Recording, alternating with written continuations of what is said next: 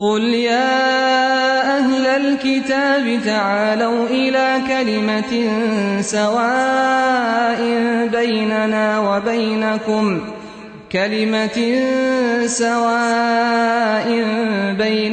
وبينكم ألا نعبد إلا الله ولا نشرك به.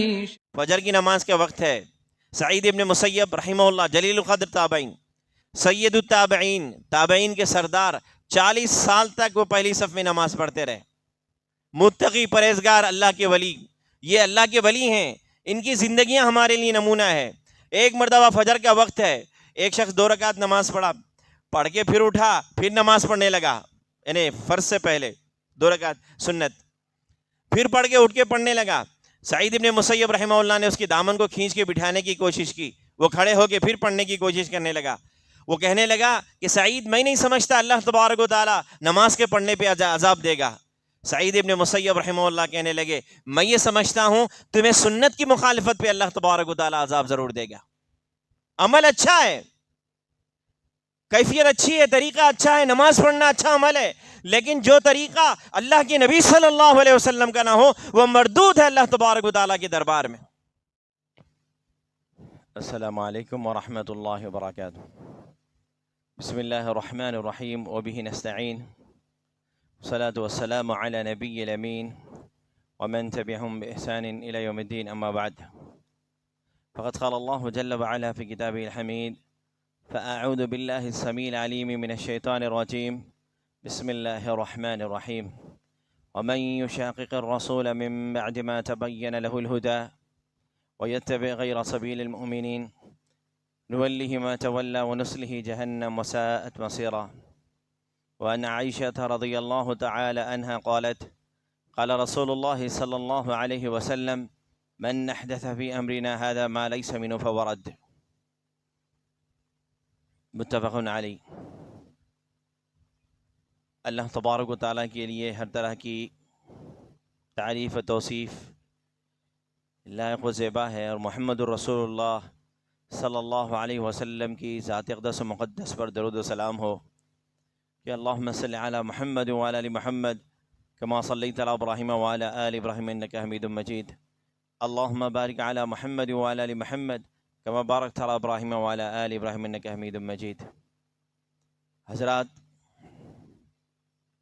لا الہ الا اللہ کی ادا کرنے کے بعد، اقرار کرنے کے بعد، اگر اللہ تبارک و تعالیٰ کی ذات میں، اس کی صفات میں، اس کے افعال میں کسی اور کو شریک کرتا ہے تو وہ مشرک کہلاتا ہے. اور پھر اسی طریقے سے محمد الرسول اللہ صلی اللہ علیہ وسلم کے اقرار کرنے کے بعد اگر اللہ کے نبی صلی اللہ علیہ وسلم کی بات میں کسی اور کو شامل فرما دیتا ہے وہ بدعتی کہلاتا ہے. اللہ تبارک و تعالیٰ یہ شرک کو بھی اللہ تبارک و تعالیٰ پسند نہیں کرتا. اور پھر اللہ کے نبی صلی اللہ علیہ وسلم کی باتوں میں کسی اور کو شامل کیا جائے جو دین کا حصہ نہیں ہے، شریعت اس کو گوارا نہیں کرتی. حضرات، لوگ دین کے نام پر یا ثواب کے نام پر یا پھر اچھائی کے نام پر بہت ساری ایسی باتوں کو دین کے اندر شامل کر لیتے ہیں. انہیں پتہ نہیں کہ بدعت کیا ہے، یا پھر جانتے بوجھتے یا انجانے میں اس طریقے سے ثواب کی نیت سے اچھا عمل کہہ کر دین کے اندر بہت ساری باتوں کو لوگ ایجاد کر لیتے ہیں. جب ان سے پوچھا جاتا ہے کہ یہ سنت کے مطابق نہیں ہے تو پھر وہ کہتے ہیں کہ یہ نہیں ہونے کی دلیل کیا ہے. الدلیل علی المدعی، شریعت نے تو یہ اصول بتا دیا کہ جو عمل کرتا ہے وہ دلیل پیش کرے، نہیں کرنے والے پہ نہیں ہے. جو دعویٰ کرتا ہے وہ دلیل پیش کرے. اب نہیں ہونے کی دلیل تو پھر اس بات کو اچھی طریقے سے جان لینا چاہیے. فجر کی رکعت کتنی رکعت ہے؟ کتنی رکعت فرض ہے فجر کی رکعتوں میں؟ 2 رکعت فرض ہے. تو پھر اگر یہ کہیں گے کہ فجر کی رکعت ہم 4 رکعت پڑھ لیں گے، ظہر کی 4 رکعت فرض، عصر کی 4 رکعت فرض اور عشاء کی 4 رکعت فرض، فجر کی 2 کیوں؟ زیادہ ثواب کی نیت ہے. تو پھر ہم فجر کی رکعت 4 رکعت پڑھ لیتے ہیں. 4 رکعت نہیں پڑھنا کہیں موجود ہے؟ نہ قرآن میں موجود ہے نہ حدیث میں موجود ہے. سوال یہ پیدا ہوتا ہے کیا ایسا عمل ہم کر سکتے ہیں؟ ہرگز نہیں. کیوں؟ اس لیے کہ اللہ کے نبی صلی اللہ علیہ وسلم کا طریقہ نہیں ہے. اگر کوئی یہ 4 رکعت پڑھے گا تو کیا وہ اس کے لیے فائدہ مند ہوگا؟ کیا وہ اس کے لیے ثواب ملے گا؟ ہرگز نہیں. اذان ہے، اذان کا آخری کلمہ کیا ہے؟ لا الہ الا اللہ. پورا کلمہ پڑھ لیتے ہیں اذان میں، لا الہ الا اللہ محمد رسول اللہ. بری بات ہے؟ اچھی بات ہے. کلمہ پورا پڑھنا اچھی بات ہے، لیکن سوال یہ پیدا ہوتا ہے کہ کیا اللہ کی نبی صلی اللہ علیہ وسلم نے اذان دیتے ہوئے اذان کے آخری کلمات میں لا الہ الا اللہ کے ساتھ محمد رسول اللہ کا اضافہ فرمایا ہے؟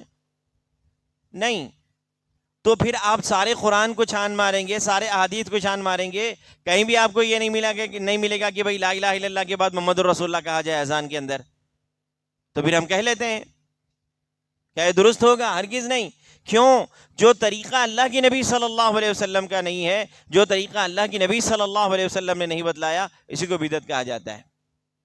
عبداللہ بن عمر رضی اللہ عنہ کے سامنے ایک شخص نے چھینکا، اچھی الحمدللہ والسلام علی رسول اللہ.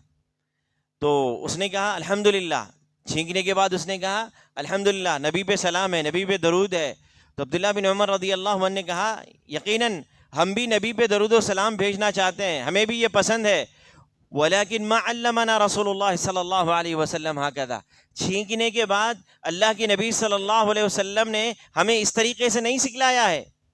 ہمیں چھینکنے کے بعد اللہ کی نبی صلی اللہ علیہ وسلم نے یہ سکھلایا ہے کہ الحمدللہ علی کل حال یہ کہا جائے.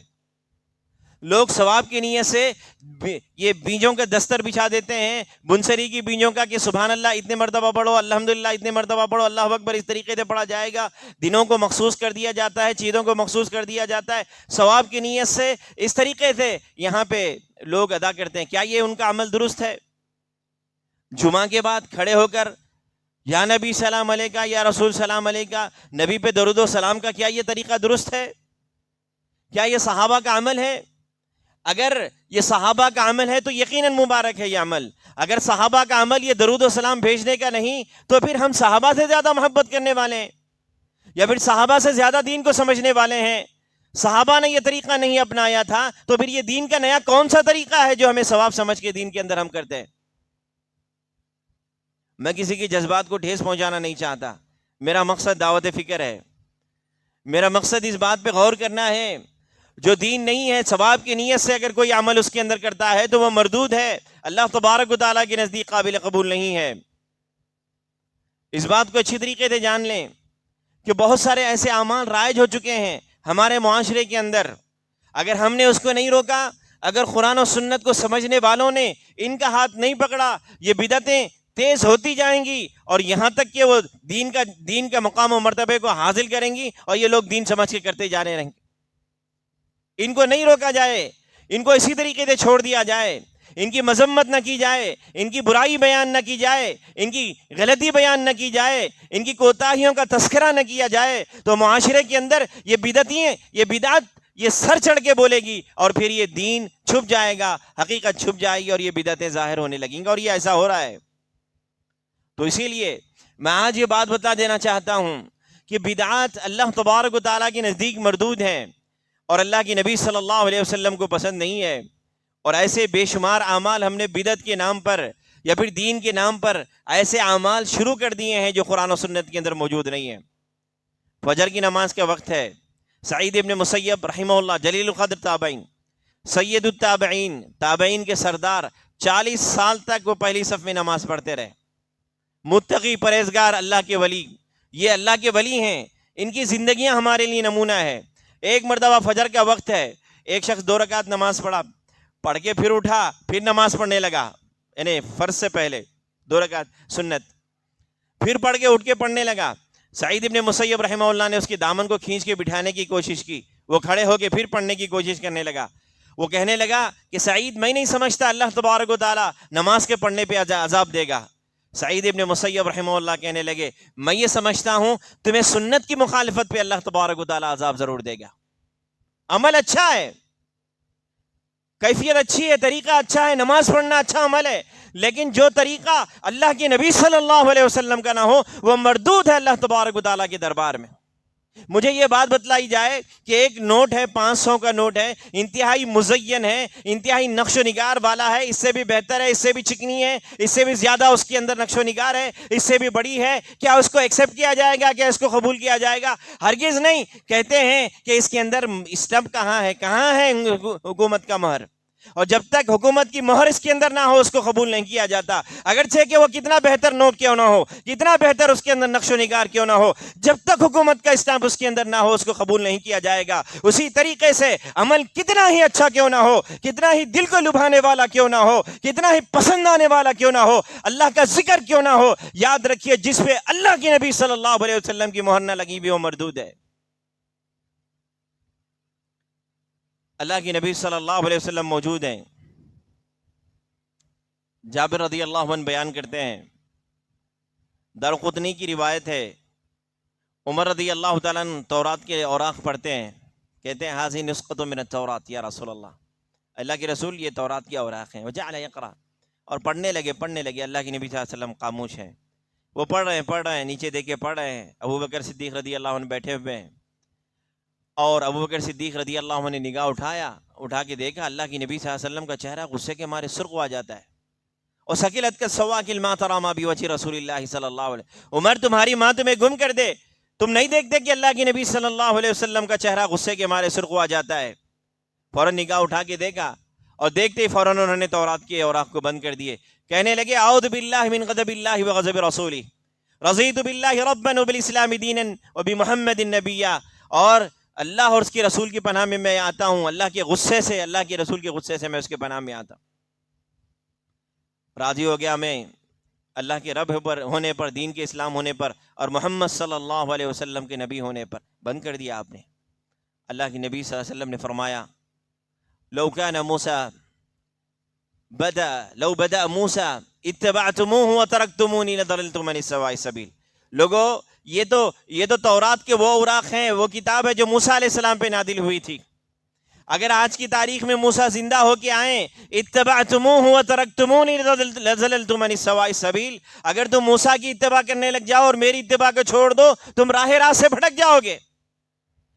اگر آج بھی موسیٰ زندہ ہو کے آتے لاتبعنی، اگر آج کی تاریخ میں موسیٰ زندہ ہو کے آتے اور موسیٰ کی موسویت نہیں چلے گی، اللہ کی نبی صلی اللہ علیہ وسلم کی انہیں اتباع کرنا ہوگا۔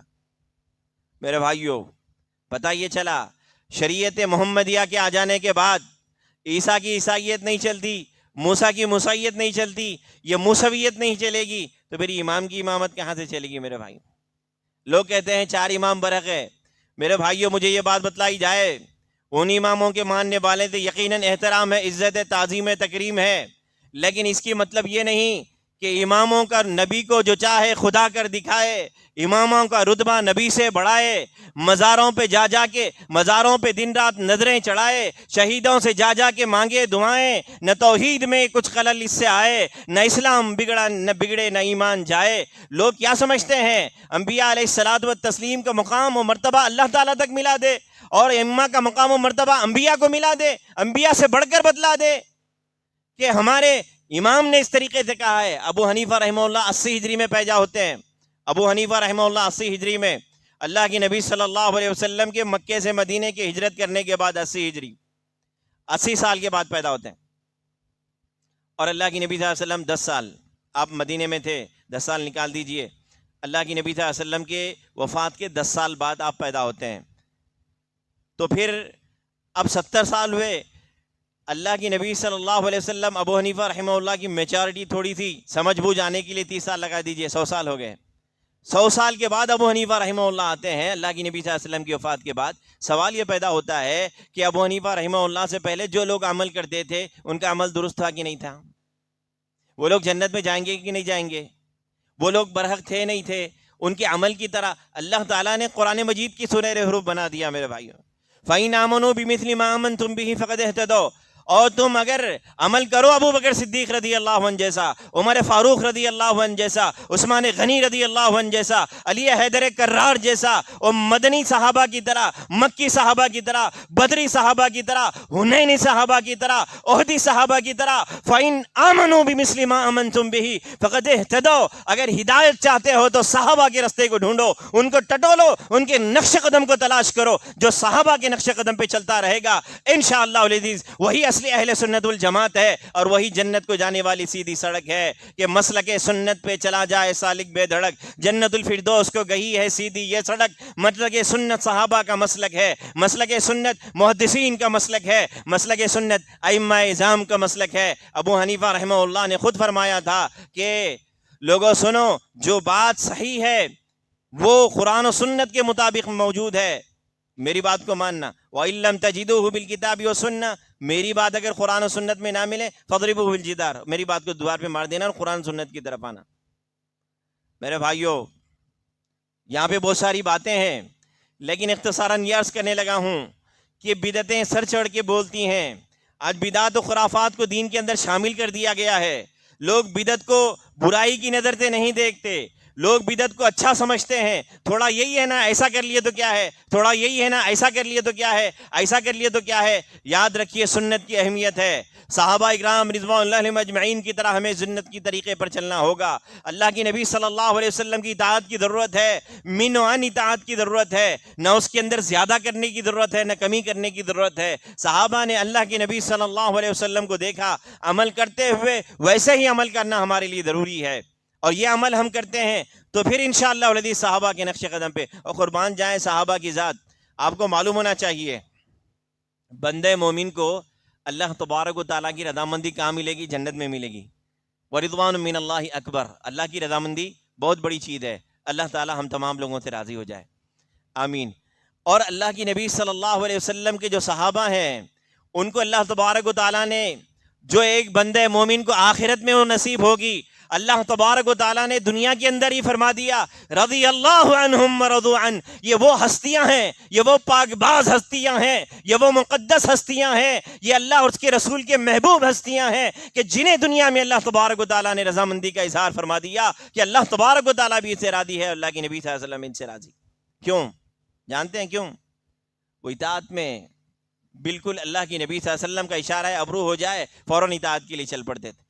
اللہ کی نبی صلی اللہ علیہ وسلم، نبی داؤد کی روایت ہے، اللہ کی نبی صلی اللہ علیہ وسلم نماز کے اندر موجود ہے، مشہور روایت ہے، اسقلعنا علیہ ووضعہما عن یساری، اللہ کی نبی صلی اللہ علیہ وسلم نماز کے حالت کے اندر موجود ہیں، فوراً اپنے جوتوں کو اتار دیتے ہیں، بائیں جانب رکھ دیتے ہیں۔ فلما رأى ذلك القوم القوا نعالهم، جیسے ہی صحابہ نے دیکھا کہ اللہ کے حبیب نے نماز کی حالت کے اندر جوتوں کو اتار دیا ہے، صحابہ کی محبت پہ قربان جائیں، صحابہ کی اطاعت پہ قربان جائیں۔ صحابہ کس طریقے سے اللہ کے نبی صلی اللہ علیہ وسلم سے بے پناہ محبت فرمایا کرتے تھے، جیسے ہی انہوں نے نماز کی حالت میں دیکھا کہ اللہ کے حبیب نے اپنے جوتوں کو اتار دیا ہے، صحابہ نماز کی حالت کے اندر موجود ہیں، انہوں نے اپنے جوتوں کو اتار دیا ہے، آپ نے سلام پھیرا ہے، صحابہ سے پوچھنے لگے ما حملکم علی القاء نعالکم، او میرے ساتھیو تم نے جوتوں کو کیوں اتارا؟ صحابہ نے کہا رائیناک القیت نعلیک القینا نعالنا، اللہ کے رسول ہم نے آپ کو بحالت نماز جوتوں کو اتارتے ہوئے دیکھا ہے، ہم نے جوتوں کو اتار لیا ہے۔ اللہ کے حبیب صلی اللہ علیہ وسلم سے یہ پوچھنا بھی گوارا نہیں کیا، نماز کو مکمل ہونا بھی گوارا نہیں کیا کہ وہ نماز مکمل ہوتی آپ سے دریافت فرماتے کہ اللہ کے حبیب آپ نے نماز کی حالت میں جوتوں کو کیوں اتارا ہے؟ اگلی نماز سے پھر نماز کے اندر اتارنا ہو تو وہ نماز کے اندر جوتوں کو اتار لیتے، نماز کی حالت میں دیکھا ہے فوراً نماز کی حالت میں انہوں نے جوتوں کو اتار دیا۔ اللہ کے حبیب صلی اللہ علیہ وسلم نے فرمایا او ساتھیو کہ میرے جوتے کے اندر گندگی لگی ہوئی تھی، جبریل آ کے مجھ سے کہا تو میں نے جوتوں کو اتارا، تم نے کیوں اتارا؟ اس حدیث سے ایک دو باتیں معلوم ہوتی۔ پہلی بات یہ ہے کہ اللہ کے نبی صلی اللہ علیہ وسلم کو علم غیب نہیں تھے، اگر علم غیب ہوتا تو آپ وہ ایسا جوتا یا تو صاف کر لیتے یا تو نہیں پہنتے۔ اچھا سوال یہ پیدا ہوتا ہے علم غیب کے حوالے سے بہت سارے لوگ باتیں کہتے ہیں، اور لو کنت سورہ اعراف 188 188 اللہ تبارک و تعالیٰ نے فرمایا لو کنت اعلم الغیب لاستکثرت من الخیر وما مسنی السوء، اللہ کے حبیب صلی اللہ علیہ وسلم نے خود فرمایا کہ اگر مجھے علم غیب ہوتا تو میں بہت ساری بھلائیاں کما لیتا اور مجھے کوئی تکلیف نہیں ہوتی۔ اللہ کے نبی صلی اللہ علیہ وسلم کی 2 بیٹیوں کو ابو لہب کے 2 بیٹوں کو دیا گیا تھا. اب اسلام لانے کے بعد، نبوت کے بعد، ابو لہب بولا اپنے بچوں کو بلا کے بولا بیٹا میں اس وقت تک خوش نہیں ہوں گا جب تک کہ تم محمد کی بیٹیوں کو تکلیف نہیں دے، طلاق نہیں دے لیتے. اب ایک باپ کے لیے، ہم بھی بیٹیوں کے باپ ہیں، ایک باپ کے لیے اس سے بڑی تکلیف کی بات کیا ہو سکتی ہے کہ اس کی بیٹیوں کو طلاق دیا جائے، اس کی بچیاں، اس کی بیٹیاں لوٹ کے گھر کو واپس آ جائیں، مطلقہ ہو جائیں. اگر علم غیب ہوتا تو کیا اللہ کی نبی صلی اللہ علیہ وسلم ابو لہب کی بیٹوں کو دیتے؟ ہرگز نہیں. علم غیب ہوتا تو اللہ کی نبی صلی اللہ علیہ وسلم کی وہ جو دندان مبارک جنگ احد کے اندر وہ ٹوٹے تھے، کیا اس طریقے سے ہو سکتا ہے؟ 70 صحابہ کو ظالموں نے دھوکے سے بلایا، قاری قرآن تھے، حافظ قرآن تھے، کہ ہم قرآن سیکھنا چاہتے ہیں، راستے میں شہید کر دیا دھوکہ دے کے. اللہ کے نبی صلی اللہ علیہ وسلم کو علم غیب ہوتا کیا صحابہ کے ساتھ اس طریقے سے سلوک کرنا اللہ کے نبی صلی اللہ علیہ وسلم گوارا فرماتے؟ آپ کے کھانے میں زہر دیا گیا، کیا آپ اس طریقے سے گوارا کرتے کہ کھانے میں زہر دیا جائے؟ ہرگز نہیں. ایسے بے شمار واقعات ہیں جو سیرت سے ہمیں ملتے ہیں. سوال یہ پیدا، بہت سارے لوگ اللہ کے نبی صلی اللہ علیہ وسلم کو علم غیب ثابت کرتے ہیں. سوال یہ پیدا ہوتا ہے، لوگ کہتے ہیں علم غیب کی 2 قسمیں ہیں، ایک عطائی ایک ذاتی. ذاتی اللہ تعالیٰ کا علم ہے، اس میں سے اللہ تعالیٰ نے اللہ کے نبی کو دیا تھا. سوال یہ پیدا ہوتا ہے کون سا علم غیب جو اللہ کے نبی کو معلوم ہے کسی کو نہیں معلوم؟ علی رضی اللہ عنہ سے پوچھا گیا کہ اے علی آپ کو کوئی ایسی بات معلوم ہے جو آپ کو معلوم ہے اور کسی اور کو نہیں معلوم ہے، اللہ کی نبی نے نہیں بتلائی ہو کسی اور کو؟ کہا کوئی ایسی بات نہیں کہ جو مجھے اللہ کی نبی نے بتلائی ہو دوسروں کو نہ بتلائی ہو. اب سوال یہ پیدا ہوتا ہے کہ ایسا کون سا علم غیب جو اللہ کی نبی صلی اللہ علیہ وسلم کے پاس اب موجود ہے جو امتی کو نہیں معلوم ہے؟ سارا دین ہے تو سارا دین سکھا کے چلے گئے، تو پھر کون سا علم غیب ہے؟ بہت سارے لوگ اللہ کی نبی صلی اللہ علیہ وسلم کی معجزات کو علم غیب ثابت کرتے ہیں. جو معجزات، کچھ واقعات بتلاتے ہیں کہ علم غیب کے حوالے سے کہ اللہ کی نبی صلی اللہ علیہ وسلم نے ایسا کیا ایسا کیا ایسا کیا، پہلے سے بتلا دیا، تو وہ علم غیب نہیں ہوتا، وہ معجزہ ہے، اللہ تعالیٰ کی جانب سے ہوتا ہے. معجزات کو لوگوں نے علم غیب ثابت کرنے کی کوشش کی. علم غیب تو یہ ہے جو آپ کو علم غیب ہوتا تو یہ مصائب اور تکلیفیں آپ کی زندگی میں نہیں آتی. آپ جوتا اتار دیتے پہلے سے، علم غیب اگر آپ کو ہوتا. یہاں معلوم ہوا کہ علم غیب آپ کو نہیں ہے. دوسری بات، نماز کی حالت میں مقتدی امام کو دیکھ سکتا ہے، سجدے کی جگہ اس کی نگاہ ہونی چاہیے. مقتدی کی نگاہ کہاں ہونا چاہیے؟ سجدے کی جگہ ہونا چاہیے. تو اب اگر وہ امام کو دیکھ سکتا ہے جیسا کہ صحابہ نے دیکھا جوتوں کو اتارتے ہوئے. اور تیسری بات یہ ہے کہ اگر ہم راستے سے آتے ہیں، گندی نالیاں، کیچڑ وغیرہ وہاں پہ ہوتا ہے، کبھی اچھل جائے گندی گٹر کی نالیاں، ڈینش کی جو پانی بہتا ہے، بسا اوقات لگ جائے کہیں سے اور ہمیں پتہ نہ چلے، نماز ہم نے پڑھ لیا، بعد میں پتہ چلا کہ یہ گندی غلیظ وہ نالی تھی، گٹر تھا، تو وہاں سے ہمیں یہ پانی لگا ہے یا پھر اچھلا ہے، بعد میں اگر معلوم ہوا ہم نے نماز پڑھ لی تو پھر ہماری نماز مکمل ہے، اس کو دہرانے کی ضرورت نہیں ہے. اللہ کی نبی صلی اللہ علیہ وسلم نے اس نماز کو دہرایا نہیں تھا. بعد میں معلوم ہوا، پہلے معلوم ہوا ہے تو اس کو دھو لینا چاہیے.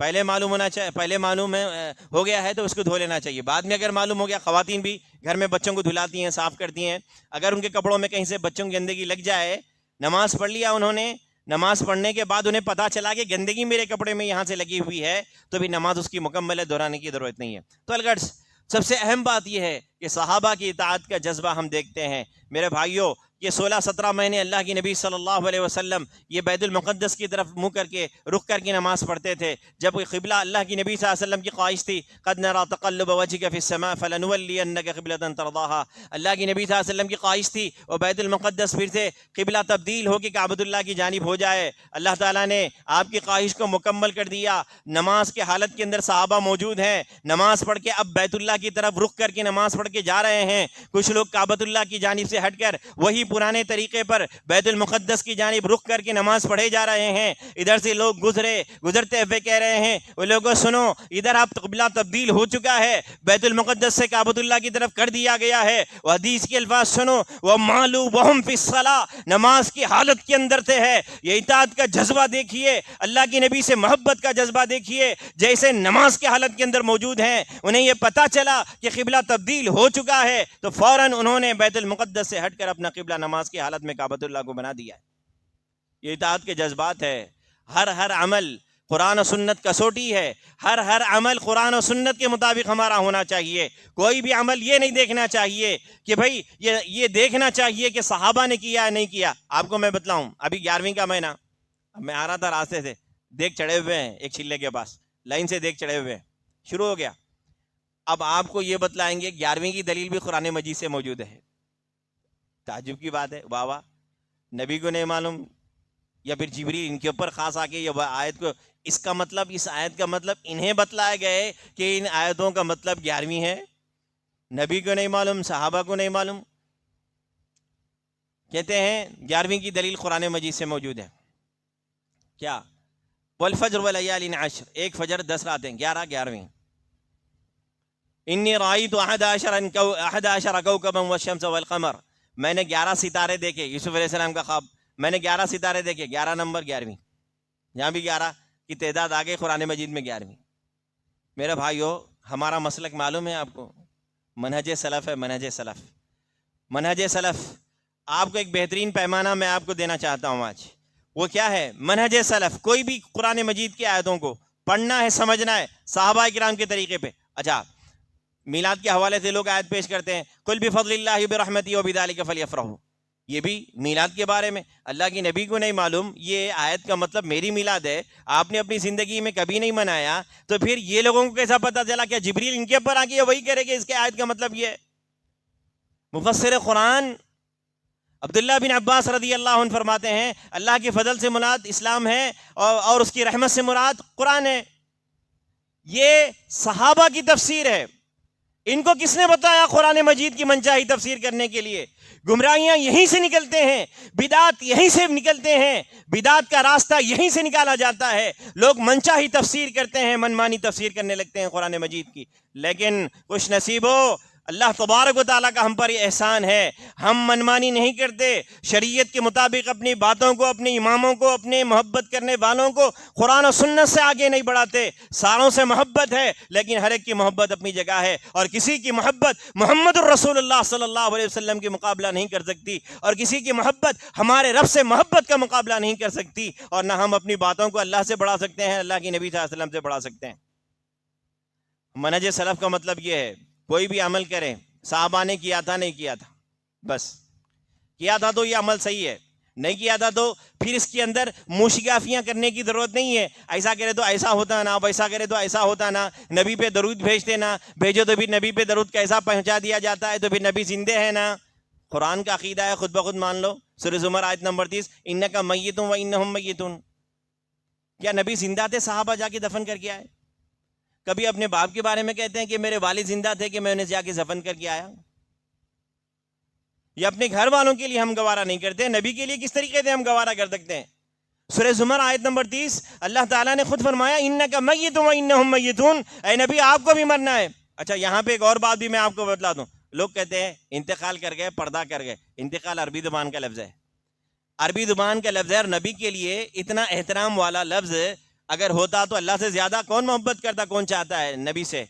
اللہ تعالیٰ خود فرما دیتا انتقال کا لفظ. سارے انبیاء قرآن مجید کے اندر جتنے بھی تذکرہ اللہ تعالیٰ نے فرمایا، موت کا لفظ استعمال فرمایا ہے، مر گئے یا وفات کا لفظ استعمال فرمایا. احادیث کے اندر وفات کا لفظ توفیہ کا لفظ ہے، وفات کا لفظ ہے. ام کنتم شہداء اذ حضر یعقوب الموت، جب تم لوگ تھے وہاں پہ جب یعقوب کو موت آ رہی تھی علیہ الصلوۃ والتسلیم. فلما قضینا علیہ الموت، سلیمان علیہ السلام کی موت کا فیصلہ اللہ تعالیٰ نے کیا کہ انک میت و انہم میتون، اے نبی آپ بھی مرنے والے ہیں اور ساری کائنات کو مرنا ہے.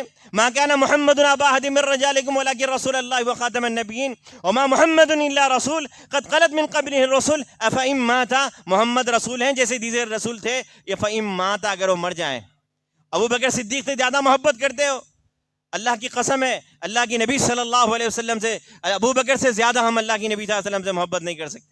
ابو بکر صدیق رضی اللہ عنہ نے فرمایا تھا من کان یعبد محمدا فإن محمدا قد مات، جو محمد سے محبت کرتا ہے جان لے کہ وہ محمد وفات پا چکے ہیں، مر چکے ہیں.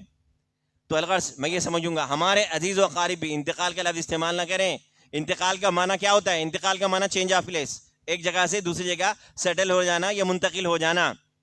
یہاں پہ ان کے پیچھے در پردہ یہ عقیدہ ہوتا ہے وفات پا گئے، کہتے ہیں وفات پا گئے، مر گئے، وفات پا گئے. قرآن کے الفاظ ہے تو یہ الفاظ استعمال کریں، انتقال کا لفظ استعمال نہ کریں، کیونکہ انتقال در پردہ یہ عقیدہ ہے کہ اللہ کی نبی صلی اللہ علیہ وسلم زندہ ہیں جو قرآن کے مخالف ہے. تو الغرض میں یہ بات اس لیے بتلاتا ہوں کہ بہت ساری ایسی باتیں ہمارے معاشرے کے اندر رائج پکڑ چکی ہیں جن سے بدعت و خرافات جنم لینے لگتی ہیں، تو ہم ایسے چیزوں کو سد باب کریں. سب سے پہلے ہم درست ہو جائیں اور اس کے بعد اپنے گھر والوں کو درست کریں، قرآن و سنت کے مطابق چلائیں، تو انشاءاللہ العزیز ہمارے لیے بہتر ہوگا. اللہ تعالیٰ سے دعا ہے کہ اللہ تبارک و تعالیٰ ہم تمام لوگوں کو سنت کیا ہے اس کو واضح فرما دے اور اس پر عمل کرنے کی توفیق عنایت فرما دے. اللہ بدعت کیا ہے اس کو واضح کر دے. اللہ ہماری نسلوں کو بدعتوں سے محفوظ فرما دے. اللہ تبارک و تعالیٰ ہمیں توحید کیا ہے اس کو واضح کر دے، ہماری نسلوں کو توحید پہ شامل فرما دے. اللہ شرک کیا ہے ہمارے سامنے واضح کر دے اور ہماری نسلوں کو شرک پہ چلنے سے بچا لے. اللہ ہمیں کہنے سننے سے عمل کی توفیق عنایت فرما دے. آمین. السلام علیکم و اللہ وبرکاتہ.